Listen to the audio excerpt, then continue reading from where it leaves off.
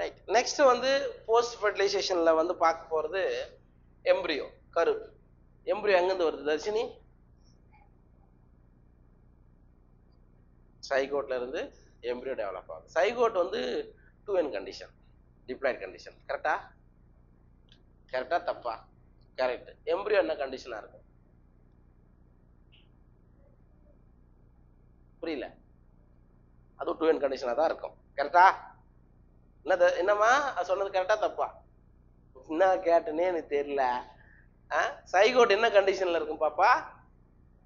2n condition. Embryo என்ன கண்டிஷன்ல இருக்கும்? அதுவும் 2n கண்டிஷன் தான். சரிங்களா? Right, okay. அப்ப சைகோட் மைட்டாசிஸ் பகுப்படைந்து எம்ப்ரியோவை ஃபார்ம் பண்ணும், கருவை ஃபார்ம் பண்ணும். சரிங்களா? அந்த கருல மோனோகாட்ல எப்படி இருக்க போகுது, டைகாட்ல எப்படி இருக்க போகுது, அதான் இதுல பார்க்க போறோம். பாரு, embryo develops at the microfilar end of the embryo sac where the zygote is situated. Correct தானே? அப்ப என்ன சொல்றாங்க, நீங்க எம்ப்ரியோ சாக்கோட படம் பார்த்தோம். எம்ப்ரியோ சாக்ல சப்போஸ் இந்த இடத்துல எக் இருக்கு, இங்க என்ன இருக்கு, சினர்ஜிட் இருக்குன்னா இதான் மைக்ரோஃபைலர் ரீஜன்.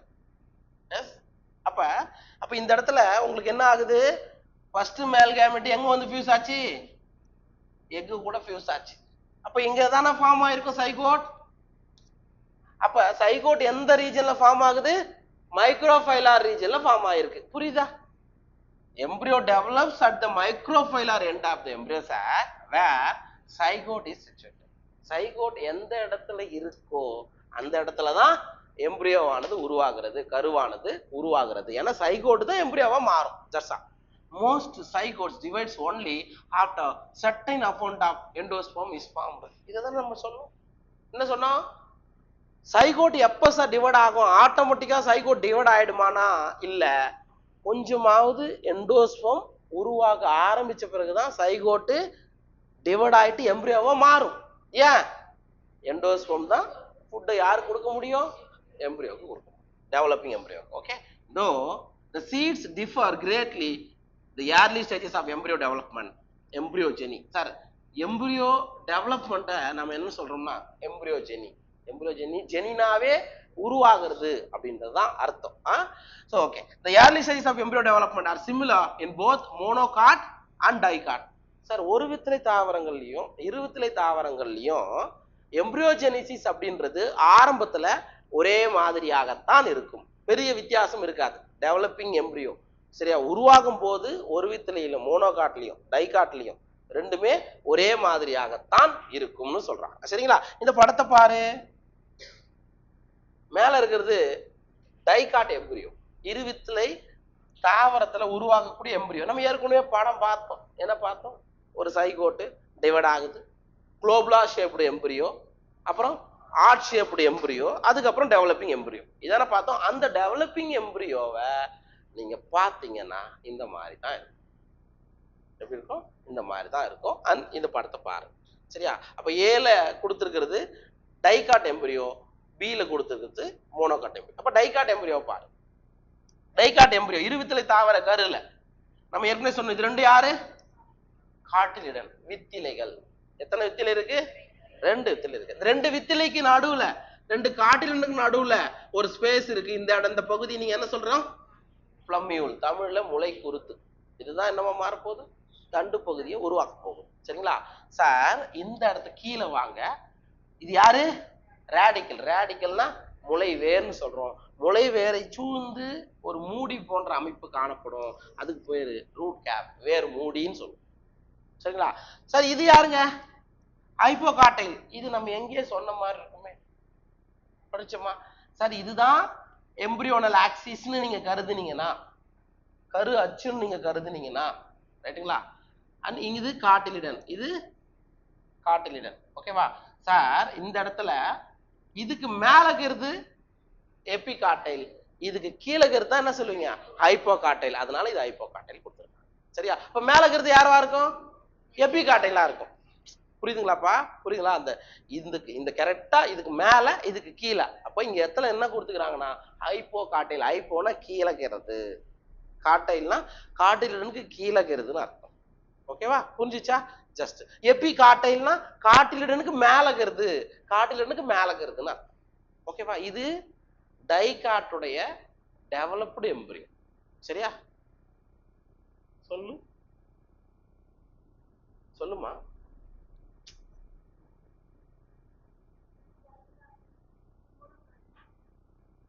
இது டைகாட் 23 தாவரம். அப்ப என்னன்னு சொல்லு. ரைட். இப்போ மோனோகாட் எம்பிரியோ பார்ப்போம். இதுல என்ன வித்தியாசம் இருக்குன்றத பார்ப்போம். ஓகே. அப்ப மோனோகாட் எம்பிரியோல ஒரே ஒரு காட்டிலிடம் தான் இருக்கும். சரியா? அந்த காட்டிலிடனுக்கு பேரு ஸ்குட்டுல்லம். தமிழ்லயும் அதான். சரியா? ஒரு வித்திலை தாவரத்துல ஒரே ஒரு வித்தில இருக்கும், அதுக்கு பேரு என்னது? ஸ்குட்டுல்லம். சரிங்களா? ஸ்குட்டுல்லம். இதுல அடிஷ்னலா வேற என்ன நீங்க பாப்பீங்க அப்படின்னா கோலியோபீட்டைல், கோலியோ ரைசா அப்படின்றத பார்ப்போம். சரியா? சார் கோலியோபீட்டைல் இதுல நீட் கொஸ்டின். சரியா? கோலியோபீட்டைல்னா என்ன சார்? ஷூட்டோட அஃபெக்ட்ஸ் இருக்குல்ல, முளை குருத்து வருது இல்லையா, அந்த குருத்துக்கு மேல ஒரு ஒரு சின்ன கோட்டிங், ஒரு உரை போன்ற பகுதி தான் கோலியோபீட்டைல். முளை குருத்து உரை தூய தமிழ்ல. சரியா? அதே மாதிரி இங்க யார் இருக்கா? ரேடிக்கல் இருக்கு, முளை வேர் இருக்கு. முளை வேருக்கு மேல யார் இருக்கா? வேர் மூடி இருக்கு. சார் இதெல்லாம் சூழ்ந்து ஒரு உரை மாதிரியான பகுதி இருக்கும், அதுக்கு பேரு கோலியோ ரைசா, முளை வேர் உரை தமிழ். புரியுதா? அப்ப ஷூட் அஃபெக்ஷனுக்கு மேல யார் இருக்கா? கோலியோபீட்டைல் இருக்கு. இட் மீன்ஸ் பிளம்யூலுக்கு மேல இருக்குன்னு அர்த்தம். சரிங்களா? அதே மாதிரி ரேடிக்கலுக்கு மேல ரூட் கேப்புக்கு மேல கோலியோ ரைசா. இந்த படத்தை அப்படியே கொடுத்துட்டு ஏபிசிடின்னு கொடுத்துருவாங்க. நீங்க தான் அது என்னன்னு ஆன்சர் கண்டுபிடிக்கணும். சரிங்களா? சார் யூஸ்வலா மோனோகாட்லயும் ஒரு காற்றிடன் என்ன ஆயிருக்கும் அப்படின்னா, ரெண்டாவது காற்றிடன் என்ன ஆயிருக்கும்? ரொம்ப குறுக்கப்பட்டிருக்கும், வளர்ச்சி குன்றி இருக்கும், அதுக்கு பேரு எபிபிளாஸ்ட். ரெண்டாவது காற்றிடன் புதுசா ஃபுல்லாலாம் வளராது, ரொம்ப குறுக்கப்பட்டிருக்கும், அதுக்கு பேர் தான் என்னது? எபிபிளாஸ்ட். இப்ப புதுசா நீங்க மோனோகாட்ல ஸ்குட்டுல்லம் பார்ப்பீங்க, கோலியோபீட்டைல் பார்ப்போம், கோலியோ ரைசா பார்ப்போம், எபிபிளாஸ்ட் பார்ப்போம். மீதி எல்லாமே சேமா தான். புரியுதா? இது ஒரு வித்திலை தாவர கருவுடைய படம். ஓகேவா? ரைட்.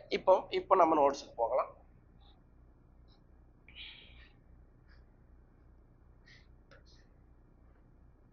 எங்க பார்த்தோம்? இங்க. சரி, okay. Stages of embryogeny in dicotyledonous embryo. The zygote gives rise to the proembryo. முதல்ல சைகோட்டு, இதான் சைகோட்டு, என்னவா மாறுது அப்படின்னா ஒரு ப்ரோ எம்பிரியோவை உருவாக்குது. ஒரு ப்ரோ எம்பிரியோவை உருவாக்குது. ப்ரோனா பிரிமிட்டிவ்னு அர்த்தம். ப்ரோனா பிரிமிட்டிவ்னு அர்த்தம். முதல் ஸ்டேஜ் ப்ரோ எம்பிரியோவை ஃபார்ம் பண்ணுது.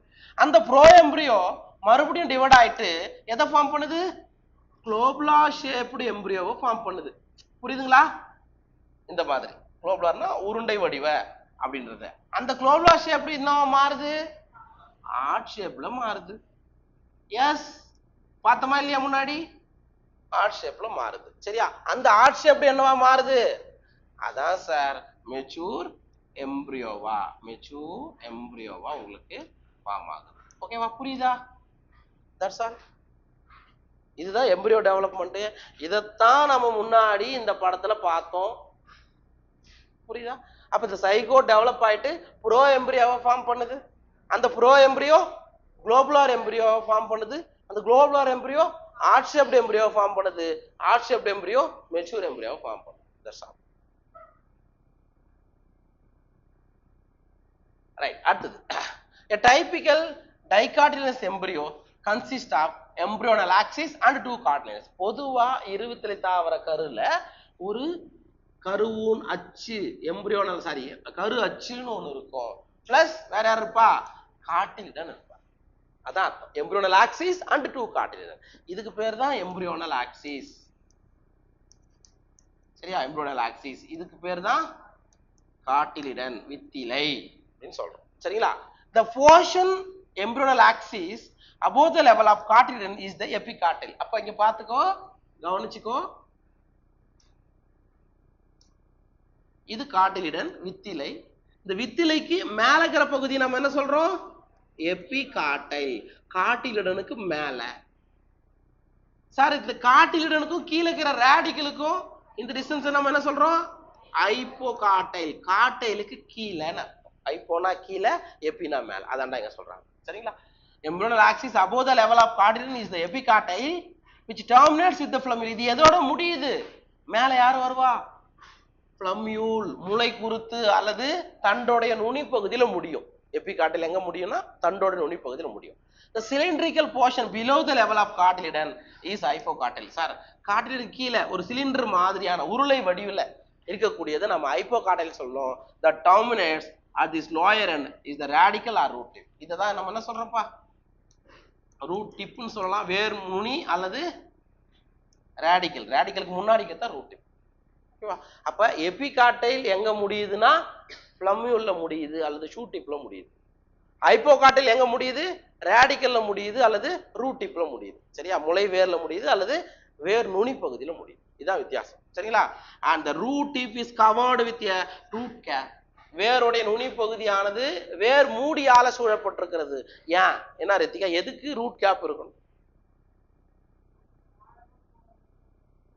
ஆழமா போகும்போது மண் நுனி பகுதி பாதுகாக்கிறது, டேமேஜ் ஆகாம பாதுகாப்புறது யாரோட வேலை? ரூட் கேப்போட வேலை. எந்த வகையிலான தாவரங்கள்ல? டேப் ரூட்ல எந்த வகையிலான தாவரங்கள்? டெரஸ்ட்ரியல் பிளான்ட்ஸ்ல, லேண்ட்ல வாழக்கூடிய பிளான்ட்ல தான் ரூட் கேப் இருக்கும். தண்ணியில வாழ்றது, தண்ணியில வாழது இல்ல. பிஸ்டியாலாம் நேற்று பார்த்தோமேடா, ஆகாய தாமரை இதெல்லாம் பார்த்திய, அங்க ரூட் கேப் இருக்குமா இருக்காதா?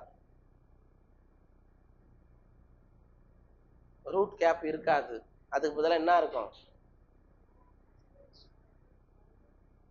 ரூட் யாரா?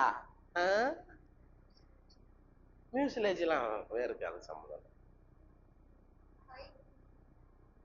ரூட் பாக்கெட், வேர் பைகள் இருக்கும். அங்க என்ன இருக்கும்? ரூட் பாக்கெட் தான் இருக்கும், ரூட் கேப் இருக்காது. ஞாபகம் வச்சுக்கோ. ஹைட்ரோபைட்டிக் பிளான்ட்ஸ்ல தண்ணியில வாழது இல்ல. அங்க என்ன அவர் பெருசா பெனிட்ரேட் பண்ணி சாதிக்க போறாரு? ஒண்ணும் கிடையாது. சரியா? அங்க மிதக்கணும், அவ்வளவுதான். அதுக்கு ரூட் பாக்கெட் இருக்கும் ஹைட்ரோபைட்டிக் பிளான்ட்ஸ்ல. ஆனா லேண்ட் பிளான்ட்ஸ்ல தான், நிலத்துல வாழ்றதுல தான் யார் வேணும்? ரூட் கேப், வேர் மூடி இருக்கணும். இதுக்கு இருக்காது. சரியா? புரிஞ்சுச்சா? ரைட். அடுத்தது, embryos of monocotyledonous possess only one cotyledon. ஒரு வித்திலை தாவரங்களுடைய கரு ஒரே ஒரு வித்திலையை மட்டும் தான் கொண்டிருக்கிறது. அதுக்கு பேர் தான் என்னது? ஸ்குட்டலம். இந்த கிராஸ் ஃபேமிலி, அதுலயும் குறிப்பா எல்லா மோனோகாட்டியாவும் சொல்லல, கிராஸ் ஃபேமிலி, என்னடா ஃபேமிலி? புல்லோடைய குடும்பம். என்ன குடும்பம் அது? ஒரு மானங்கட்ட குடும்பம். சொல்லு, கிராஸோட ஃபேமிலி என்ன? ஃபேமிலி பேர் சொல்றா. ஏய், குடும்பத்தோட பேர் என்ன? புல் குடும்பத்தோட பேர் என்ன? ஸ்குட்டுலமா? இல்ல, ஸ்குட்டுலம்ன்றது வித்திலைடா. ஏய், மார்பாலஜி நடத்திட்டு ஃபேமிலி நடத்திட்டு தான் இந்த பக்கம் வரேன். இப்படி சொன்னா என்ன அர்த்தம்?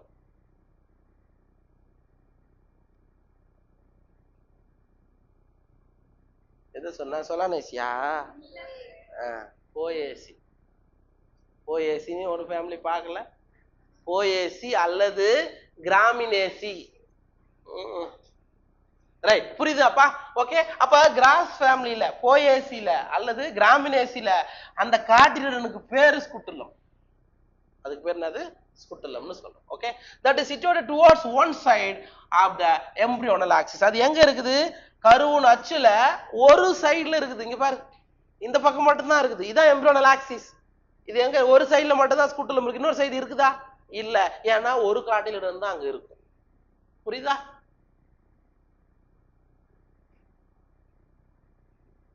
அடுத்தது, that is situated towards one side of the embryonal axis.